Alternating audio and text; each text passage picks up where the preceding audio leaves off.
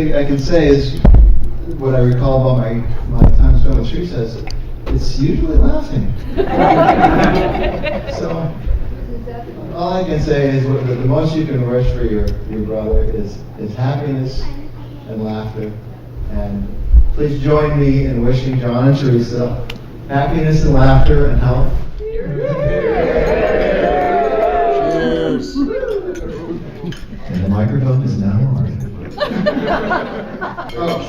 I do have something else to say. Since no one's stepping up here, there was another change. Since John was, I think, in college, when he would greet us, you'd go to shake his hand or hug him, and he would give what was called the asterisk.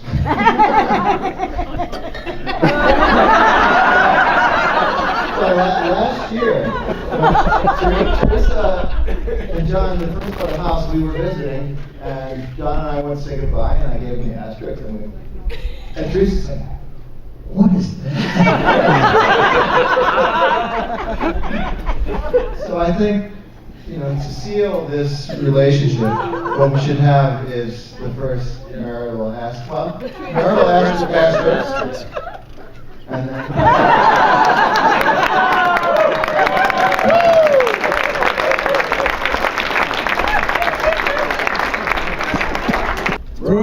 Reverend Planky would say, this is a match made from school. Well, there are people like us. I'm from 10,000 miles away from war-torn country. I could have applied any hospital in the United States, thousands of hospitals for internship. But they happened to choose the little hospital outside of Boston, where I met my wife. Yes.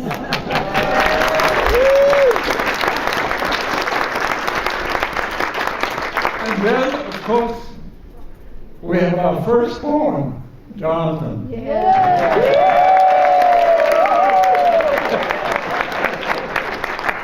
And unlike most of the match they made in heaven, Jonathan came through half of a lifetime choosing and selecting and meeting.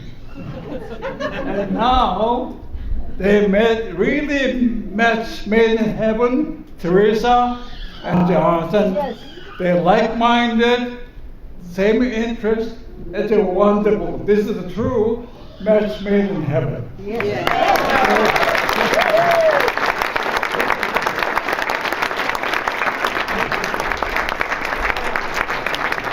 So let us drink to their happiness forever. Forever. Teresa and Jonathan. I just want to say I agree that the match was made in heaven, and all I can add to that is God bless you both. Thank you. I actually had a bet going with my brother and sister-in-law here that I could start the toast with, "I love you guys."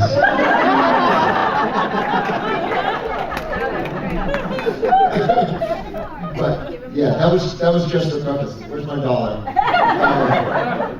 I would like to propose a toast to John and Teresa and to the beautiful ceremony today. And can I go back and first let's all do one toast to Terry and Jane again for introducing them, being the beginning of this evening. I'll pick up where my brother Matthew, where a reference that he made in terms of the phone calls that were made, going, "John seems kind of happy. Have you talked to him?" And I was like, "Yeah, I'm the one who's all the way out in California, so I of course didn't see him. But I was like, yeah, I hear he's happy. That's pretty cool. I can't wait to meet her." And then, we finally got to meet, and I was like, whoa, that's John. He always had a mustache. I mean, for decades, he had the fireman mustache, required of New York firemen. And it was gone, and I was like, he's happy, but he doesn't have a mustache. Happy mustache. And then I was like, I don't miss the mustache, because he's happy. And then, you know, I don't, you guys didn't get to be as close this afternoon as I was to be able to see them. Oh my God. You know, first to see my big brother, you know, 6 years older than me, they're just so full of emotion and you know, almost on the edge of tears. And I thought, that's because a dream is coming true. You know, and I was watching this dream come true, and it was so beautiful. And then, and don't take this the wrong way, watching Teresa gaze at John as he was having this dream come true, I sort of fell in love with Teresa. And I was like, whoa, this is a powerful thing going on here. This is amazing. So, here's to no mustache, here's to Teresa, and yeah, that's it. Oh yeah, Terry, Jane, thank you!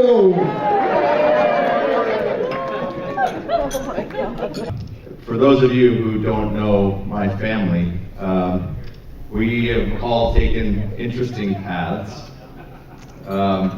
You know, John took his time in completing his PhD, and then you know, David studied political science and then became an actor. I studied political science and ended up being a soccer coach. Matthew studied, you know, sciences and became an IBM person, and et cetera. And he was pre-med and is now an architect. So we've all taken our own paths and, quite frankly, our own sweet time. And you know, I'm always in occasions like this, and you know, I'm with my big brother here. I just got married a couple months ago, and you know, I'm always brought back to one drive that I took to school one day.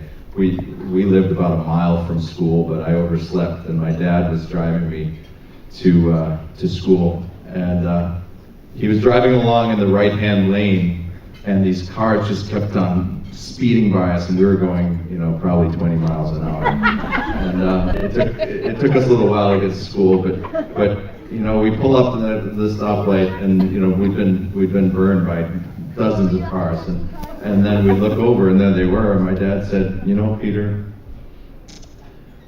all these cars whiz by us on the road, speeding down the road. I always pull up to them at the next stoplight. And I remember that because I always thought that it was his way of rationalizing how his children were developing.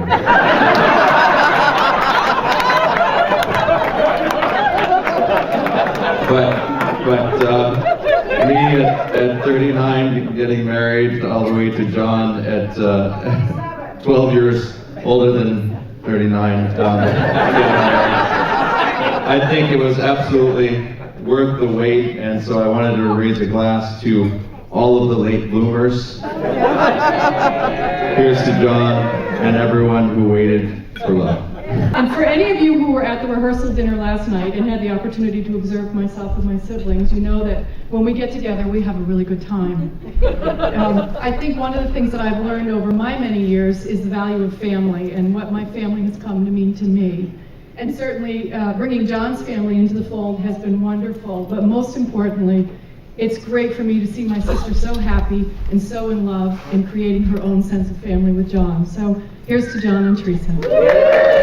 But I asked Peter, the minister, for some material on John, and is it okay to, no, I better not. But I mostly just wanted to say that, you know, as long as we've known them, every time we get together, we have a great time. Obviously, they really enjoy each other's company. When I looked over today and saw just sheer delight in my sister's eyes, John's was more like shock and awe. but really, that's what marriage is. It's delightful and it's awesome. So, I've known her for 50 plus years now, so I have lots of stories I could tell you, and that would be her reaction. The one I will tell you is when we were younger, we used to share the same bedroom, and we had these little twin beds, and we would make bridges across the bed, and one of us would be the bridge, and the other one would crawl across the other. And occasionally the bridges would collapse, and we would land on the floor laughing, and then we'd do it again, because it was so exciting. Yeah, it was whatever. I won't go there. Anyway, I see your marriage as a bridge between our families, and you are bringing together all of us to this joyous occasion. And I also see that you two will be the bridge for the other and hold each other up when things happen. So here's to Teresa and John. Always been a big, tough jock.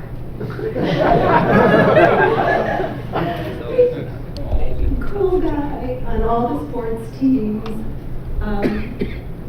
Always had a lot of nicknames. Was given a lot of nicknames. Deep down, as we all got a glimpse of today, he's a big teddy bear. Softly inside. The metaphor I came up with was that he's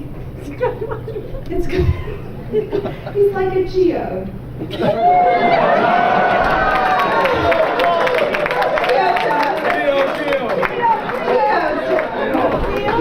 Tough on the inside, but a gem on it. Tough on the outside, but a gem on the inside. And the perfect example of that is what's on Teresa's finger. The emerald that he bought in South America decades ago. When he was on a trip with Western Geophysical, he bought a raw emerald, knowing and hoping that one day he would find the perfect woman for him, the love of his life. And he had my mom keep it for him for years. And none of us knew about it, but my mom. And last year, after we had all been wondering what was going on, after we all saw this incredible change in John, this lightness, this happiness that we hadn't really seen before, we heard about the emerald, the rock in a sack that he gave Teresa for her birthday, which coincidentally I learned tonight from table 2 is actually her birthstone.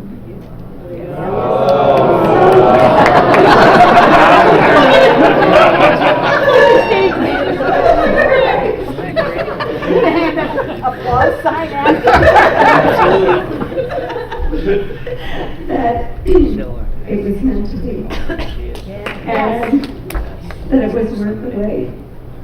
And congratulations.